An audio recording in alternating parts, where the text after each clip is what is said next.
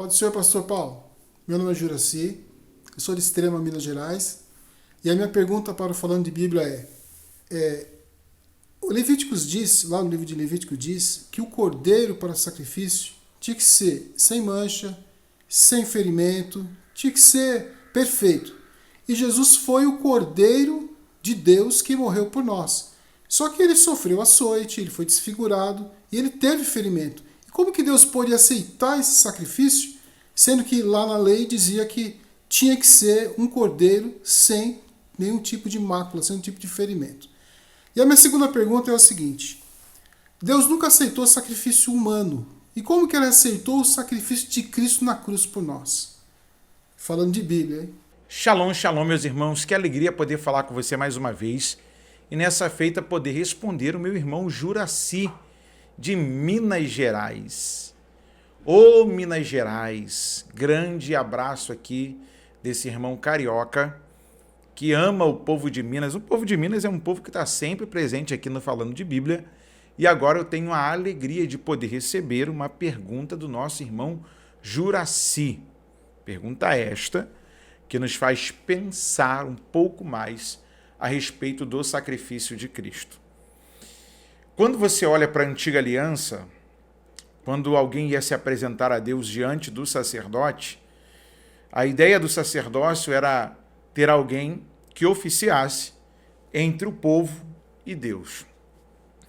Deus sempre teve as suas representações terrenas para que eles pudessem chegarem a Deus. Assim como também existiam aqueles que eram os profetas e que pegavam de Deus para trazer para o povo. O Cohen, ou Kohen, como alguns chamam, o sacerdote, os Kohanins, sacerdotes, no plural do hebraico, bem diferente dos Nabi, que era profeta, ou os Nabim, que são os profetas, você vai ver que, enquanto um pega do povo e traz para Deus, o outro pega de Deus e traz para o povo. Quando o nosso irmão Juraci fala sobre a questão sacrificial, sim, de fato, a antiga aliança fala de que o cordeiro deveria ser sem mancha, sem defeito, e ser colocado perante o altar, ser imolado, passar por toda aquela cerimônia ritual, e então Deus avaliaria se a coisa era aceita ou não. Mesmo porque o trato com o animal ia à intenção do homem. O problema é que muitas vezes um coração que não está voltado para Deus, ele tende a fazer as coisas de qualquer maneira. Agora, há de se pensar que na antiga aliança, os sacrifícios passados, principalmente na expiação, eles cobriam o pecado. Eles não apagavam pecado. Já o sangue do Cordeiro Divino, em Cristo Jesus, ele não tem poder só de passar por cima, mas apagar, anular, fazer nulo toda a força do pecado e as suas maldições. Pois o castigo que nos traz a paz, disse Isaías, estava sobre ele. Há um fator muito interessante nos originais, no hebraico, porque em Êxodo, no livro de Shemot, Êxodo, capítulo de número 12, na instituição de Páscoa, de Páscoa, Deus falou para Moisés pegar um cordeiro. E, curiosamente, a palavra ali, ela tem uma outra palavra, porque a palavra cordeiro no hebraico é sé. Só que quando você lê o que Deus mandou Moisés pegar, está escrito assim, ish, que é a palavra que nós usamos para designar homem, ok? Mulher é Ishá. Ali está, ish, sé. Ou seja, Deus mandou Moisés pegar um homem cordeiro. Olha que coisa interessante. Aí você vai ver João, capítulo de número 1, falando de Bíblia, no verso de número 29. João Batista é filho de sacerdote. Lucas capítulo 1, verso 5. Zacarias e Isabel, os que eram justos e irrepreensíveis. Pais do Batista. Ou seja, João está batizando no Jordão, mas ele também conhece de ofícios sacerdotais. Ele é profeta, mas ele também conhece de ofícios sacerdotais. Quando ele vê Jesus, ele diz assim, eis o Cordeiro de Deus. Ele está dizendo assim, olha aí o homem cordeiro. O que tira o pecado do mundo.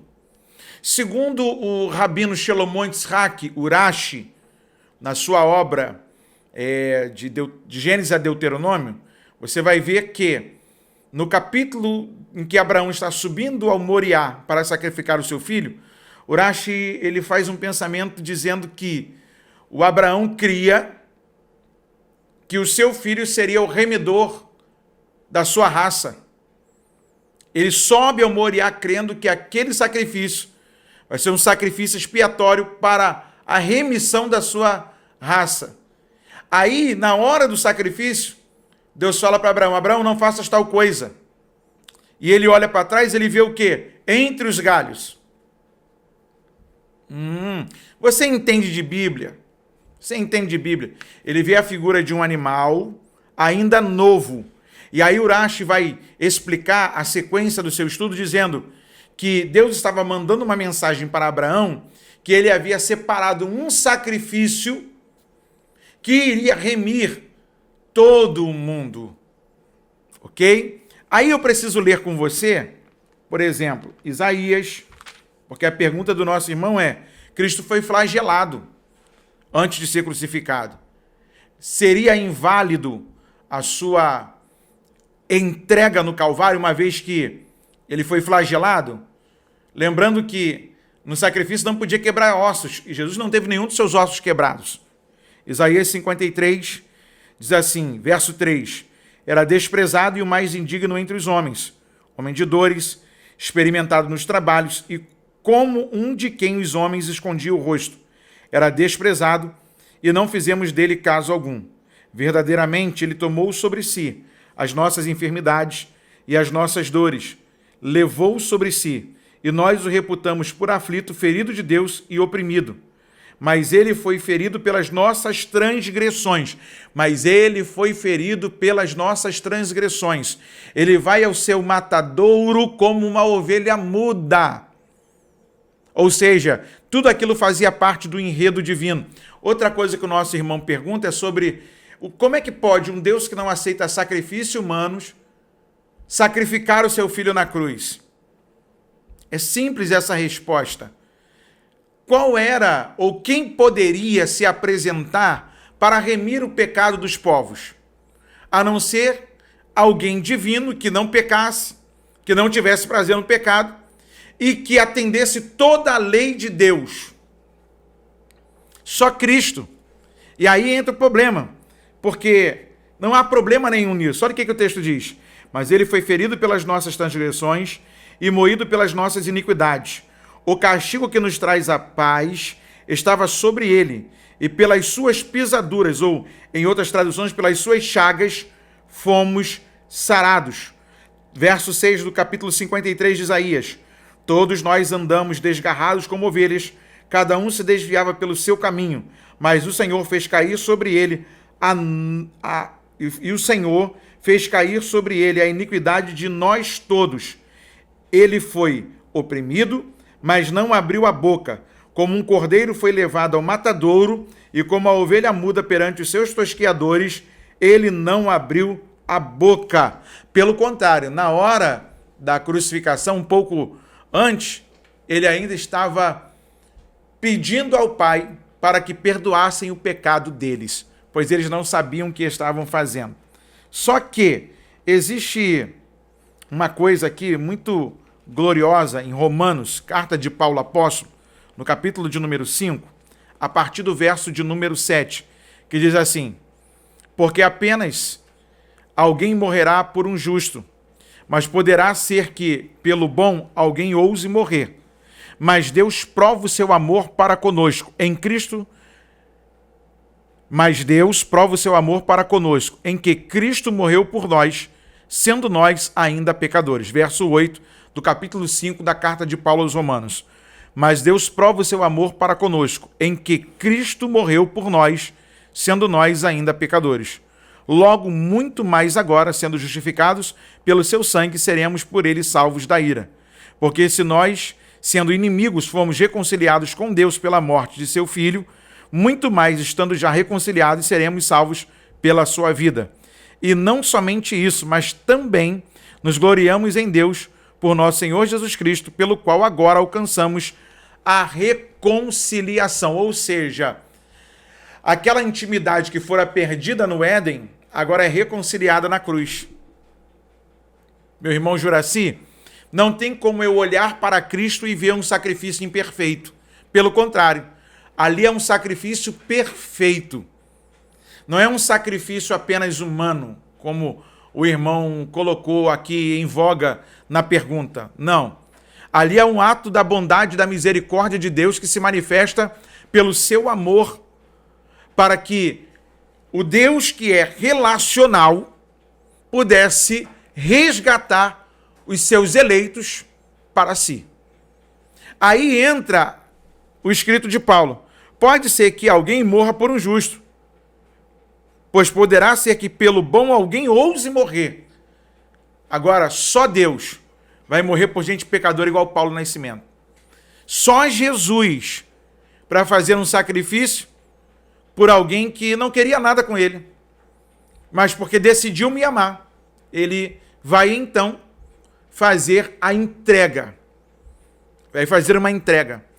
A grande diferença de Jesus para os outros sacrifícios aí de fora é que Jesus já fora predestinado àquilo. Ele é o Cordeiro antes da fundação do mundo. E sem ele não haveria beleza nenhuma na salvação. Sem ele não haveria graça para vivermos a vida. Sem ele não haveria a misericórdia plena de Deus exposta para nós pecadores. E nós rendemos graças ao Senhor, porque pelo sacrifício de Jesus, o Cordeiro homem, o Cordeiro perfeito, um sacrifício perfeito, hoje temos paz com Deus e temos a esperança da glória para vivermos eternamente com Ele. Você pode fazer como nosso irmão Juraci, pode interagir com a gente aqui no Falando de Bíblia e também se inscrever lá no Instagram, @Falando de Bíblia Oficial. E aí você tem um link aqui no nosso canal, que você pode conversar com a gente através do WhatsApp, mandar a sua pergunta através de vídeo, e a gente aqui, então, respondendo, falando de Bíblia. Deus abençoe.